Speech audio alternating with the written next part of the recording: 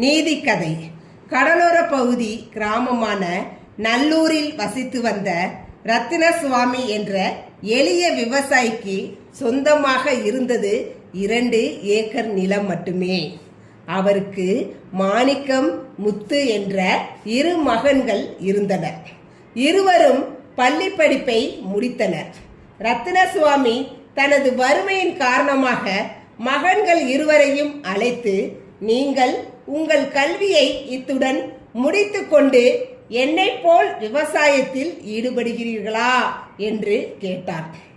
கல்வியில் பெரிதும் நாட்டம் கொண்டிருந்த மாணிக்கம், அப்பா, நான் பொறியியல் கல்லூரியில் சேர்ந்து படித்து எனக்கு ஒரு வளமான வாழ்க்கையை அமைத்துக் கொள்ள விரும்புகிறேன் என்றான். இளையவன் முத்து, எனக்கு படிப்பில் நாட்டமில்லை, விவசாயம் செய்யவும் விருப்பமில்லை, நான் வியாபாரம் செய்ய விரும்புகிறேன் என்றான்.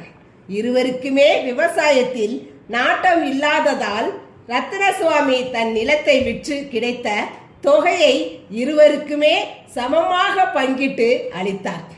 மாணிக்கம் பொறியியல் கல்லூரியில் சேர்ந்து செவ்வனே பயின்று தேறி நல்லதொரு வேலையில் அமர்ந்தான். முத்து தனக்கு கிடைத்த தொகையை வியாபாரத்தில் முதலீடு செய்து வியாபாரம் தொடங்கினான். ஆனால் சில ஆண்டுகளில் வியாபாரத்தில் பெருத்த நட்டம் ஏற்பட்டு முதலீடு செய்த தொகையை முற்றிலும் இழந்து நின்றான். மனமுடைந்து பரிதாபமாக நின்ற முத்துவை நோக்கி மாணிக்கம், தம்பி, கல்வி ஒன்றே அழிவற்ற செல்வம்.